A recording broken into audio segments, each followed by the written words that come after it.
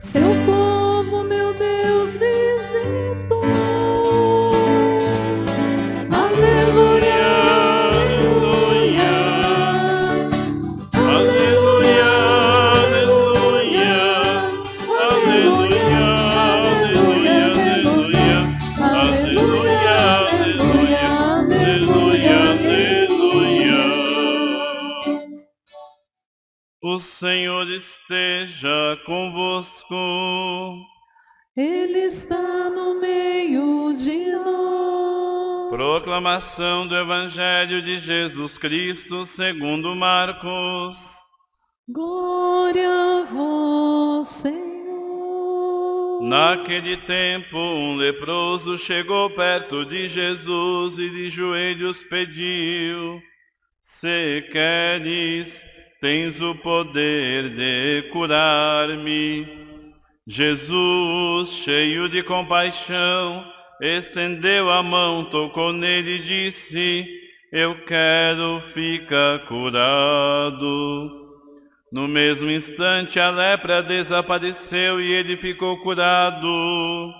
Então Jesus o mandou logo embora, falando com firmeza: Não contes nada disso a ninguém.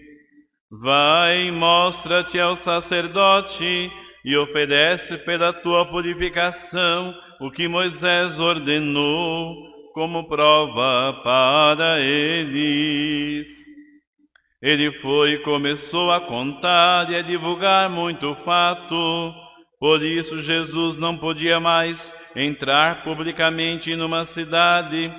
Ficava fora em lugares desertos, e de toda parte vinham procurá-lo. Palavra da salvação.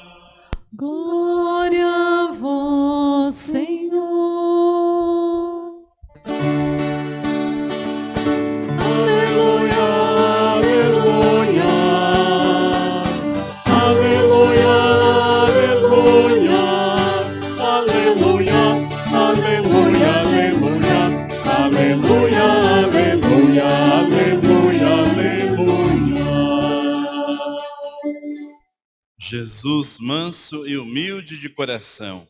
Fazei o nosso coração semelhante ao vosso. Saudamos a você que está na Catedral de Guarulhos para essa Santa Missa, igualmente aqueles que nos acompanham pelas redes sociais.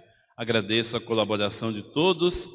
Desde domingo passado temos uma missa a mais, portanto, 15 para 6, 8 e 15, esta missa, depois às 11h15, além das demais que continuam nos mesmos horários.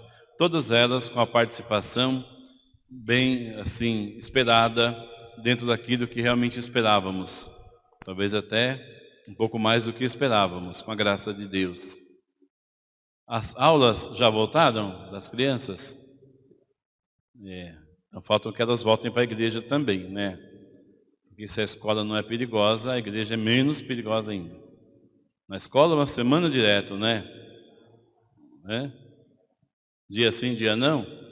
Então tá bom. Esperamos que as crianças se reanimem, especialmente as da catequese. Queridos irmãos e irmãs, hoje nós escutamos do livro do Levítico uma leitura um pouco desconfortável para nós. Veja bem, o povo de Deus era peregrino, mas estava se organizando. E na antiguidade havia muitas doenças. Algumas delas as pessoas não conhecem, como de fato até hoje, muitas doenças não são muito conhecidas. E pelo nome de lepra, muitas doenças eram assim chamadas. As doenças de pele, algumas delas passavam, mas o que se chama hoje o mal de Hansen, dificilmente era curado. Então, para que o povo de Deus mantivesse a sua saúde, esses doentes deveriam ser isolados para um tratamento. Porém, na prática, não era isso que acontecia. Então, onde está a vontade de Deus? Porque, afinal de contas, ouvimos hoje, o Senhor disse a Moisés e a Arão. Moisés, o libertador. Arão, o seu irmão sacerdote. Quando alguém tiver na pele do seu corpo alguma inflamação, erupção ou mancha branca com aparência do mal da lepra, será levado ao sacerdote Arão ou a um dos seus filhos sacerdotes. Então, antes de tudo, era uma questão espiritual, digamos. Se o homem estiver leproso, é impuro. Não pode participar do culto, das orações, não pode viver mais até que esteja purificado.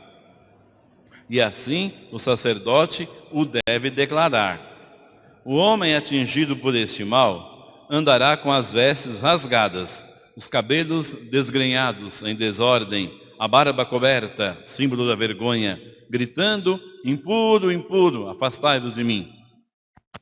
E sendo impuro, deve ser isolado e morar fora do acampamento. Aí o leitor disse, como deve dizer na liturgia, palavra do Senhor, todo mundo disse, graças a Deus, isso mesmo. Como assim? Vocês concordam que tem que ser assim? Mas está na Bíblia. E agora? Está na Bíblia como vontade de Deus ainda. Qual é a vontade de Deus? Que o seu povo tenha saúde. Agora, como as pessoas interpretaram isso é que foi o problema, porque mais isolava o leproso, mais doente ele ficava, em todos os sentidos. Nós experimentamos um pouquinho disso agora, não tem nem comparação com o mal da lepra, nesse período, quando sabemos que uma pessoa está com Covid, o que faz? Deus me livre, nem chegue perto de mim, não é? Deus me livre. Mas procuramos cuidar da pessoa, fazemos isolamento, não para que ela morra, pelo contrário, para que ela tenha vida e não transmita a outras pessoas. Porém, na antiguidade, e não muito assim na antiguidade, até mesmo há décadas atrás, não muitas décadas, o mal de lepra era considerado terrível e as pessoas realmente eram segregadas. Algumas até em instituições que cuidavam bem, outras não. Na antiguidade bíblica, essas pessoas viviam em colônias de mortos-vivos. E havia muitas punições para os leprosos que ousassem contrariar as regras. Não poderiam aproximar-se de ninguém. Tudo que eles tocassem seria considerado impuro. Se alguém fosse entregar uma esmola, uma ajuda a um leproso, deveria jogar para que eles pegassem longe. Aí vem a novidade. Aqui temos a lei, embora com o objetivo nobre de defender a saúde do povo. No entanto, as consequências foram terríveis. É Jesus que vai interpretar para nós a verdadeira vontade de Deus. Tanto que Jesus corrige muitas coisas que na antiga aliança são apresentadas como vontade de Deus e não o são. Ele corrige. Vejamos no episódio de hoje. Depois que sai da casa da sogra de Pedro, onde ela estava doente, acamada, domingo passado, aí Jesus vai até a sua casa, dá a mão a ela, ajuda a levantar-se, a febre desaparece e ela começa a servi-los. Algo parecido, em sentido de dinâmica, acontece no evangelho de hoje. Um leproso chegou perto de Jesus. A lei proibia. Aquele leproso superou a lei. Ele necessitava da graça de Jesus. Foi além da lei. De joelhos pediu, se queres, tens o poder de curar-me. Ele apresenta a Jesus sua situação, sua ferida. E Jesus, cheio de compaixão. Essa expressão significa que Jesus se contorceu por dentro. É uma expressão bíblica. Contorcer as entranhas significa isto. Um amor misericordioso tão grande que é próprio de Deus. Jesus, cheio de compaixão, faz uma coisa que a lei proíbe. Estendeu a mão, tocou nele, a lei proibia, e disse, eu quero, fica curado. Bastaria a palavra de Jesus, no entanto, ele toca. A palavra é acompanhada do gesto, sensível. No mesmo instante, a lepra desapareceu e ele ficou curado. Então Jesus ordena que ele nada diga, mas vá apresentar-se ao templo do sacerdote e oferecer o sacrifício requerido pela ocasião da cura. para que eles entendessem que o que curou foi a graça de Deus e não a lei. Porém, antes ele começou a divulgar tanto o fato que Jesus não podia mais entrar publicamente numa cidade, porque a cidade inteira viria atrás dele. E mesmo em lugares desertos, de toda parte vinham procurá-lo. A tradição cristã nos apresenta a situação do pecador de modo semelhante a esse leproso. Quando está encerrado em seu pecado, o pecador está excluído numa situação de morte.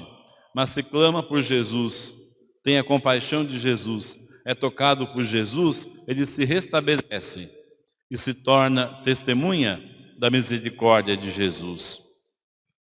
Hoje também escutamos o testemunho de Paulo.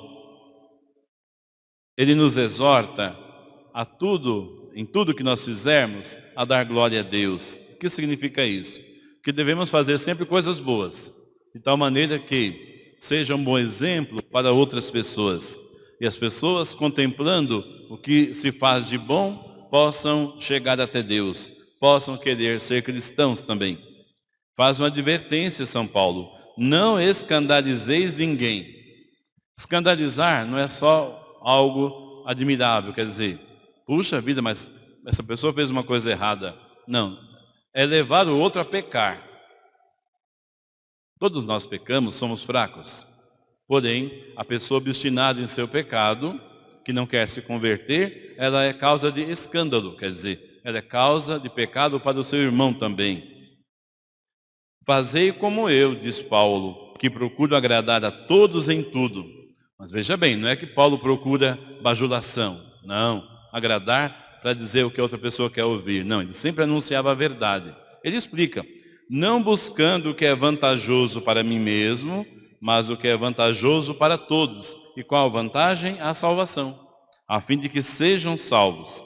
E ele conclui: sede meus imitadores, como também eu sou de Cristo. Quando a igreja nos propõe os santos e santas como exemplo, intercessores, está dizendo isso. Quer dizer, imitem o exemplo desse santo, dessa santa, porque ela viveu o Evangelho. O Evangelho é algo possível de ser vivido. Nós somos o povo dos santos e santas. Não só os que estão no céu com Deus, mas nós também somos convidados a participar da santidade de Deus. Que as pessoas então possam imitar o nosso bom exemplo. E para que o nosso exemplo seja bom, é preciso que sejamos cheios de Jesus, cheios da graça de Jesus. Deixemos-nos, pois, tocar por sua misericórdia, por sua compaixão. Louvado seja o nosso Senhor Jesus Cristo. Para sempre seja louvado.